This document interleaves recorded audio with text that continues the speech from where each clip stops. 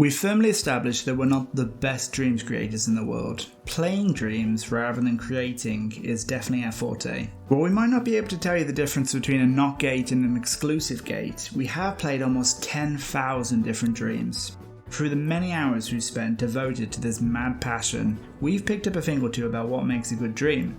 We know what we like, but more importantly, we know what we don't. One thing everyone in the Dreams community can agree on is the UI and search functionality for finding dreams could be better. Dreams itself isn't doing a lot of creators any favours in making their content discoverable. But the system is what it is, and that means you, the creator, need to do everything you can to make yourself stand out. First things first, give your dream an interesting title. Work in Progress Horror Demo might be an honest assessment of your work so far, but it's going to put people off from playing your dream. For your cover, the dream's equivalent of a thumbnail, it may be tempting to grab a cheeky screenshot from your creation and slap it on. You'll get much better results, however, setting some time aside to make a dedicated title screen. Remember, the photo you use doesn't even have to be from the dream itself. This means you can use different lighting, scenery, and the character assets in interesting poses to get the best cover possible. Finally, a bad description, or the complete lack of one, can put people off. Give some lore to your story, set the stage, or even include some technical information like how many hours have gone into the creation. The lack of a decent title, cover, and description signals to players that you simply couldn't be bothered. And if you didn't put the effort into the final touches, what might that say about the quality of the rest of your dream? They judge me before they even know me. So you've made an interesting title, cover, and description. You have our curiosity, but now you need our attention. The format of dream surfing lends itself to players switching between different dreams in quick succession. This means you have a very limited window of time in order to make a good first impression. One of the key features of dreams is the ability to load in and out of creations quickly. Think carefully about how many screens you have popping up before you actually get into the meat of your dream. A splash screen showing your PSN or developer name is not uncommon, but we do recommend keeping these brief. The real issue we see are fake, unnecessary load screens, such as recreations of the PlayStation startup or even spinning discs.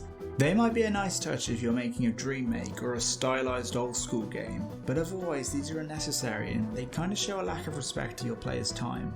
Once we load in, the very first warning sign we look for is loading into a dream and seeing everything from characters, objects, and scenery falling half an inch to the ground. This happens when things in the dream haven't been placed properly. It's a really easy fix, which tells the player the dream hasn't been test played. Uh-oh. Ah, boy. Oh, uh-oh. The second false start is finding the creator has not set it so the player auto-possesses the playable character. Unless there's a specific reason you've decided to do this, it looks messy, it makes a weird sound, and it shows a lack of polish and attention to detail. Not having it set so the players aren't allowed to depossess a puppet is also another rookie move. Unless there's a reason in your gameplay for depossession, it just comes across as sloppy.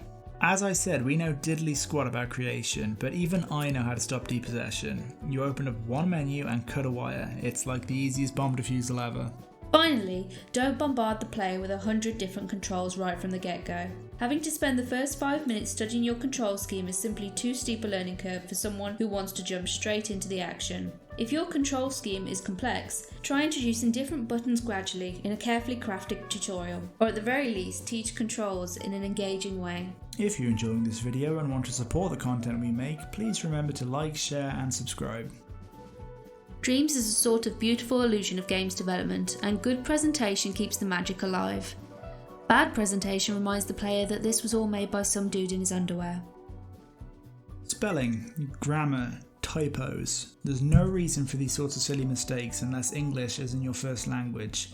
If possible, always try to get someone else to proofread your work. Me fail English? That's impossible. When it comes to crafting your dream and its world, remember there is a trade-off between detail and performance. If you pack your level with stuff and it isn't optimised properly, the frame rate is going to take a hit. What complicates things even further is that what might look fine to you on a PS4 Pro is actually chugging like custard on the base PS4. Don't overcrowd a scene. Remember the old adage that sometimes less is more. Similarly, streamline your HUD.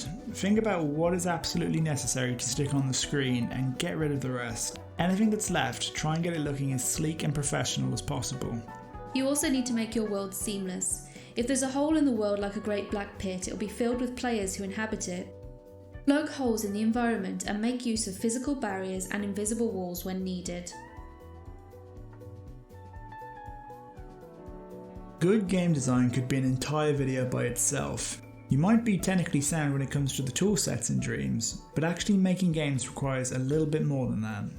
A very simple example can be found in many of Dream's platformers, which very quickly throw players into difficult and challenging sections. This is bad design. Remember, when first starting out, players are still getting a feel for the weight of the character and a sense of how everything moves and feels. This is why platformers start with an easy jump, which actually poses no challenge to the player.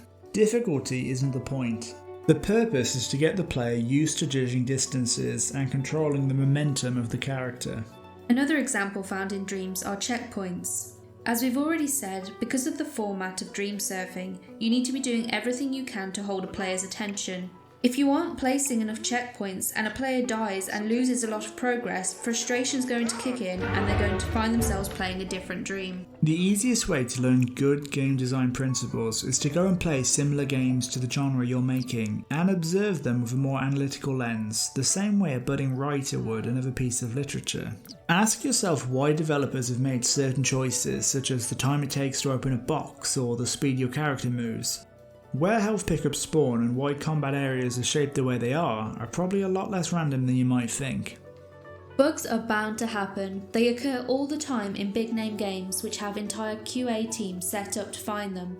So of course, you'll find them in your dreams. The solution is simple: test, test, test. It is vital you test play your creation and try to get others to do the same before unleashing your game on the Dreamiverse. Do the best to break your own game, and then work backwards to fix the issue. In your mind, you may have a set direction for how the game should be played, but every player has a different playstyle, and they may not do things you anticipate. Get other people to try it out, and see if the dream works for everyone. Remember, not all of the advice in this video will suit every single creator.